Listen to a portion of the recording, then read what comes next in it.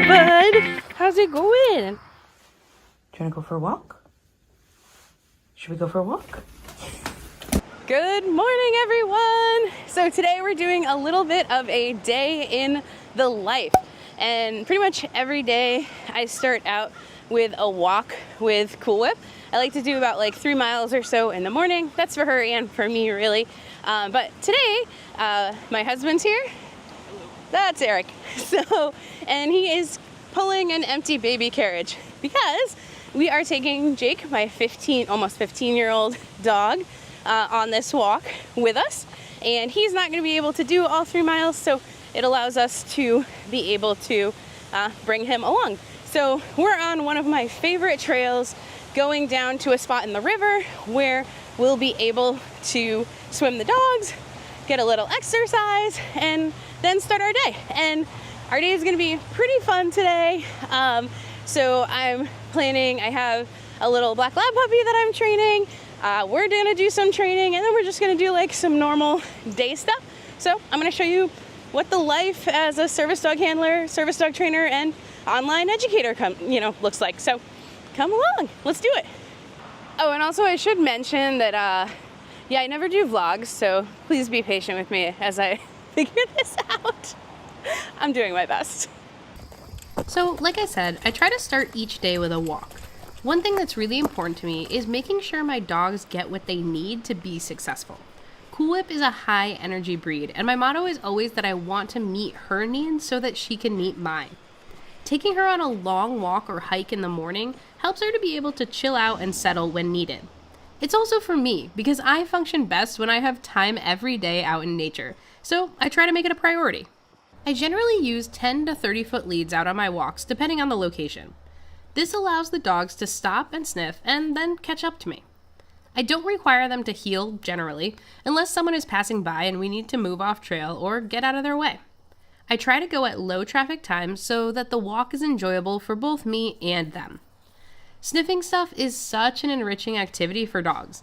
I've gotten comments in the past that my dog isn't well trained because she's allowed to do dog stuff when she's not officially on duty, but I truly believe that letting her do dog stuff is what has allowed her to be such a successful service dog, especially when she wasn't originally acquired for service dog work. She does her best with a decent amount of exercise and activity, even at 8 years old. I like this walk in particular because it's an out and back, and I'm able to swim the dogs on hot days so they stay nice and cool. Whip absolutely loves to swim, and so I try to get her to the river a few days a week to get a good swim in. Jake isn't much of a swimmer, but he likes to wade around and sniff stuff. Good job, buddy. All right, Whip, bring your stick. We'll do a couple throws. Come on, bring your stick. That's a good stick I got you. Good girl, drop.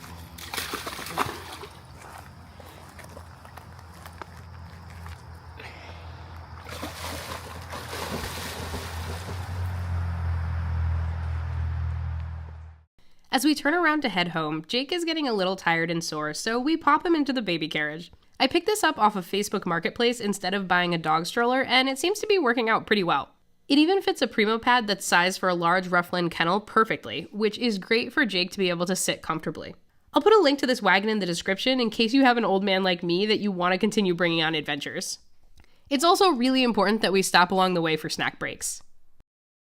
Also, huge shout out to my husband Eric pushing an empty baby wagon for half of this trip like the amazing human that he is. He's also the one who spent countless hours building out my new basement training studio, so if y'all could show him some love in the comments, I'm sure he'd appreciate it. I would not be able to do what I do without him. He's the best.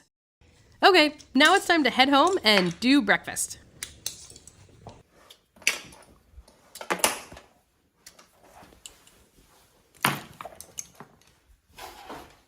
Okay, so after morning walk, it's time for breakfast. And what I do for breakfast kind of depends, but usually I do some form of wet stuff because I need to add in their supplements and it makes it easier for them to do that. So I use a little bit of Honest Kitchen to make it so that I can put supplements in, and I don't use a ton. And then I might do training with the kibble, or I might do a scatter outside with it, or I might just give it to Jake, kind of depending on what I'm doing. Lots to get done today, so I do think I'll probably give it to them in a puzzle toy this morning while I'm getting ready. And with this meal, like their meal in the morning, I like to do a little bit of training no matter what. And the training that I'm working on right now with Cool Whip is for shut-up. So, man, it's hard to do this and talk at the same time. So what I'll do for both of them, I'm gonna hide the antler. For Jake, it'll be hidden. It won't be difficult. And for Whip, I'm gonna hide it outside. She's gonna go find it, bring me the antler, and then she'll get her meal. So I'm gonna finish this up and then I'll show you that.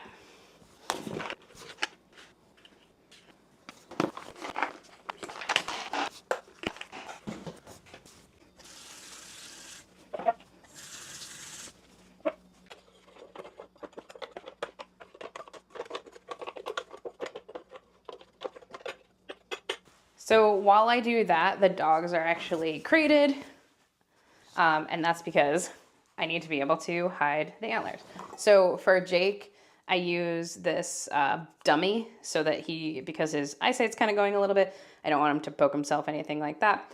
He doesn't typically do that, but just in case. And then for Whip, I'm going to use, let's see, I'm deciding between a little and a big antler. We'll use this medium-sized antler here.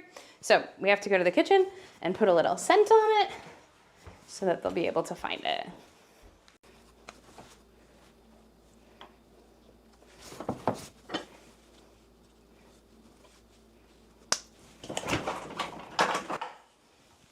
I keep it in the fridge.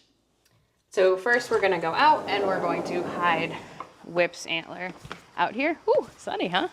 What a beautiful day. So I kind of mix up where I hide it. The grass is kind of long, so that'll make it a little bit harder. I do like to walk back and forth back here. Let's see, let's hide it kind of here where she's gonna potentially go by it. So I don't know if you can see that. But I do find that she'll sometimes like track where I've walked. So I will go walk to the other side of my yard as well, just to make sure that she, thinks I could have put it anywhere. I have to do the same thing in my house. I'll walk to like a bunch of different rooms so that she doesn't know. Here. All right, we'll go back inside. Now I let Jake do his find first. We're really just doing a retrieve here. So we'll grab the other antler. And I'll show it to him. Probably should have cleaned up my house for this, but I didn't, so it is what it is. So we'll just put that here and we'll let him out. Antler, fetch it up. Go, buddy, go. Where is it? Yay, good boy. Bring it here. Yes, good job, buddy. Very good. All right, there you go.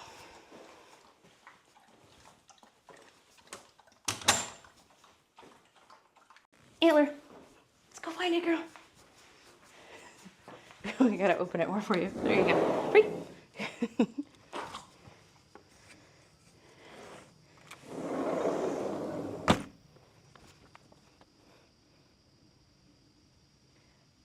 Good girl, bring it here. Oh my gosh, good girl, yes. Awesome, okay, let's go. There we go. Inside. She runs to her crate.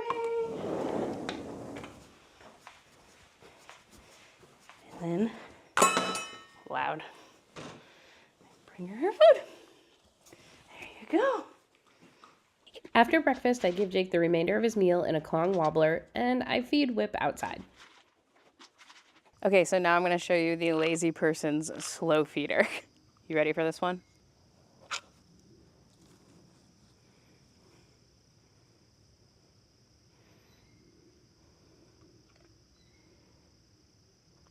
And that should keep her entertained for a while I start getting to work. Okay, so when I came down here, I realized I had written myself a note that said meds. So I want to talk about what's going on. Oh, that's such a good girl. Oh my goodness, what a good girl. That was really ridiculous and adorable. Good job, girly. Nice job. Okay, so what I was going to say, down, is that I came down here, I'd written myself a note that said, I'm not even going to say it because she's going to try and get him again. But basically, I moved down into this basement menu training studio area about like a week and a half ago, and we haven't finished it up, so I haven't been working down here full time. And what I'm having to retrain is my NEDS retrieve, because it used to be done upstairs in a totally separate room. So I wrote this note to myself that I needed to train this morning before I took them, so that we can generalize that skill to a new location. Because if you imagine that Whip has been going to the exact same location for a year and a half now, about that, to get these particular things that I can't say, apparently.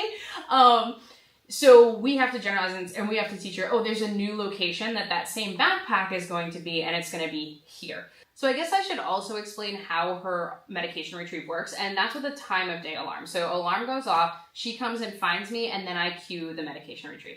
And that's really important because I'm not always going to be here. Sometimes I'm traveling, and I don't want to create frustration in my dog if the alarm goes off and she's not able to reach the medication.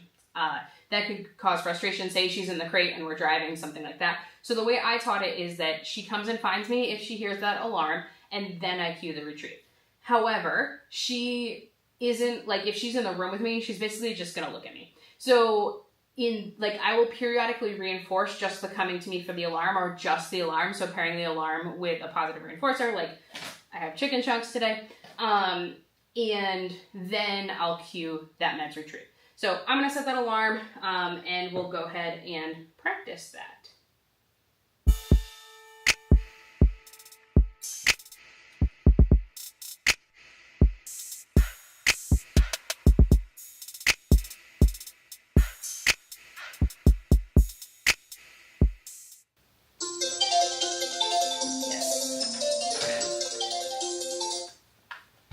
So I'm gonna feed her for looking at me when the alarm went off, and then I'm gonna cue it with a little bit, and then I'm gonna cue Whip meds. She's gonna bring it to me. Yes! Good girl. And then I'm gonna give her some chicken chunk. Super. And then I'm gonna actually take my meds. Okay, so this whole filming of my day thing is taking significantly longer than I anticipated. So we gotta go. Come on, girl, let's go. We're going to go work with that little black lab puppy, little Maeve. So Whip, open up. Good girl. Oh, see, my brain's not even working. She doesn't go in the back when she travels alone, but here we are. Let's do it.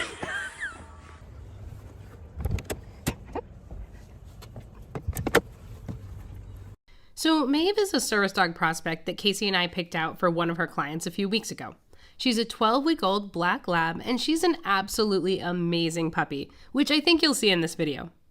Today, I'm meeting up with Casey to help her out for the day, as she has a back injury that's flared up. Plus, it's just fun to train baby dogs and to work with other trainers. Casey and I often help each other out, and also take our dogs hiking and swimming together. So we start off the session by having Maeve settle in the parking lot and observe. Then we go into a busier area. She's on a 10-foot lead because she doesn't know how to walk on a lead yet, so giving her space to explore reduces conflict. I have zero expectations that a 12-week-old puppy can walk at heel for any length of time. A longer lead is a great balance between control and exploration.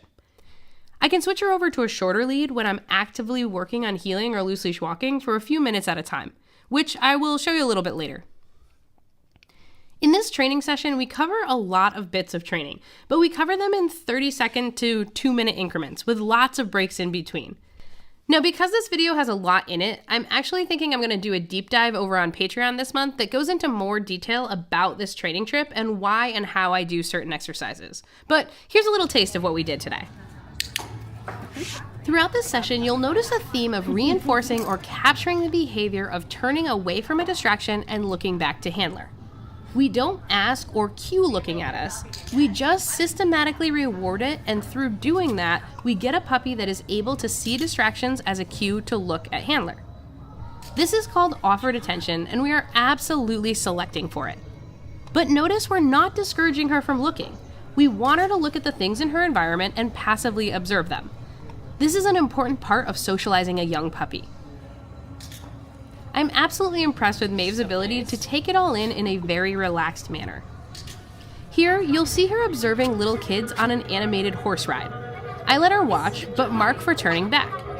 You'll notice throughout the video that she gets the hang of this quickly and starts offering more check-ins more frequently. Casey has already put a lot of foundation skills on this puppy, but she hasn't started hand touches yet. Now, normally I might start this at home in a less distracting environment, but Maeve is rocking it, so I introduce a few hand touches, and when she investigates my hand, I mark and reward.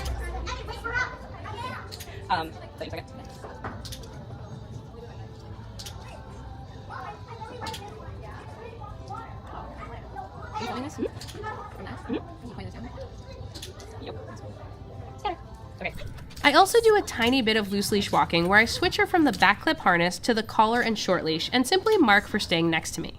I only do a lap or two of this and then move on. After another break, we do a little bit of luring into a few positions that will be useful when she's an adult. I'll lure her into a down and under, being sure to release her with the free cue, so she starts to learn that behavior has a beginning and an end.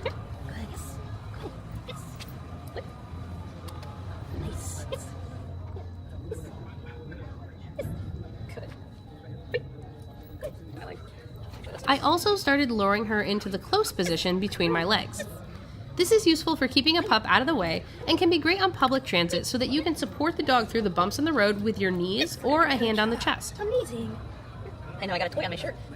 We packed a lot into a short span, so now we're going to head back to the car and help Casey with one more task. Casey is sometimes using a rollator mobility aid, so we want to start getting Maeve used to the rollator. We start by having me follow behind Casey, then next to her while I mark and reward, then Casey holds the leash and I mark and reward, and then Casey works Maeve on her own. Slow progressions like this make for fast success.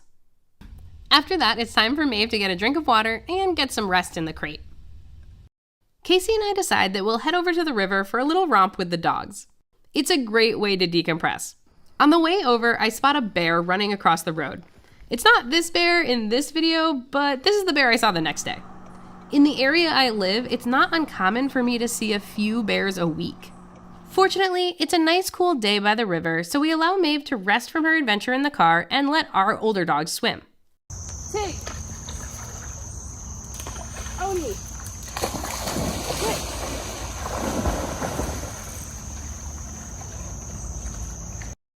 After a little while, I go grab Maeve and give her some decompression time by the water, and she even takes a dip and retrieves the stick.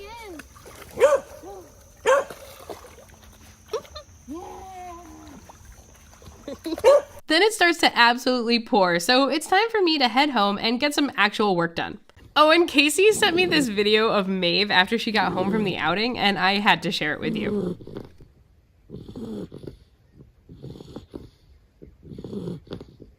Now, a lot of my time right now is spent editing video, and I like to do that on my little under-desk treadmill. When I was a guide dog instructor, it was common for me to walk 6 to 10 miles a day. And I've found that sitting at the desk to edit just wasn't working for me. So I got this under-desk treadmill, and it's a game changer. Today I'm working on getting a new video up over on Patreon about why I'm choosing a male dog for my next service dog prospect. So if that topic interests you, you can check out that video right now by going to patreon.com/doggyu and joining at the $4 member level. And while I'm on the subject, big thank you to top fan member Becky Coley. Here's her and her dog Snickers. Aren't they so adorable? Every month, top fan members submit a video of their training so that they can get help troubleshooting any issues, or I give feedback on next steps so that they can progress as a team in their training. And hey, if you think Snickers is a cutie, be sure to head on down and boop that like button for me so that we can let them know. Alright, that's enough of watching me work. It's putting Cool Whip to sleep. It's time to stuff the food toys. So, as you'll know, if you watch my channel, my dogs get some type of stuffed food toy, typically once a day or so. Yes, even the old man. And to make that happen, I have to stuff them every 1 to 2 weeks. I personally use raw meat from Oma's Pride in my stuffed food toys and have been using it for more than a decade. My dogs absolutely love it. If that interests you, I'll put my affiliate code down below with a link so that you can get 30% off your first order. You can also stuff Topples and Kongs with other things like your dog's food and then something wet like plain yogurt, pumpkin, or peanut butter. Now, I'm a big multitasker, and this year I committed myself to a minimum of 1 hour a week of continuing education. So today, Ken Ramirez and Shade Weitzel were doing a live stream, so I got to stuff Kongs and listen to two amazing dog trainers speak about reinforcement cues. Such good stuff. Once I finished stuffing my toys, it was time to throw them in the freezer, and then get ready for my last activity of the night, scent work. On the way to class, I stopped at CVS to grab some nail polish remover, but they were totally out. Also, I didn't tape much of this outing because I realized that, shocker, I was running a bit late and I needed to get on the road. All right, y'all, I am doing the last activity of the day. I'm going to scent work class, and Whip and I are really pretty new to scent work. We started a couple of months ago, and she's really loving it, and I'm enjoying it too. So when I go to a class, especially at a big facility like this, I try to go in first and bring all my stuff in and get my station basically all set up. And then I come back out, get my dog and come back in. That's mostly because in these larger facilities, there's always a lot of dogs with handlers that are maybe new, maybe dogs that aren't under the best control all the time. And I want to be able to focus totally on my dog and good behavior entering and exiting the building. So I get my stuff, I bring it in, then I come back out and I get her. And that lets me focus on my dog. So I'm going to do that now.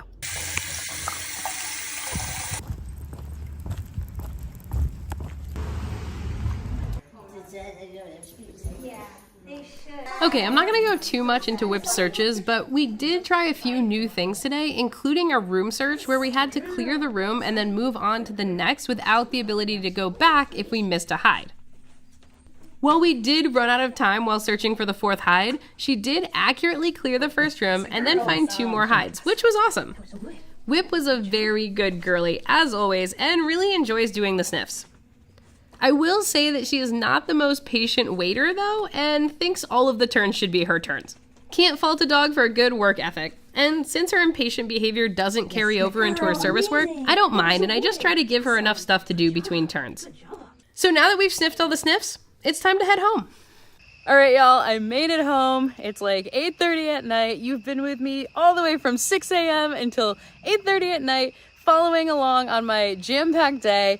I hope you enjoyed being here. I really enjoyed having you. If you like this video, check out this video up here. And yeah, I'm gonna go take a shower, watch some Olympics, and fall fast asleep. You all have an awesome day, happy training, and good night.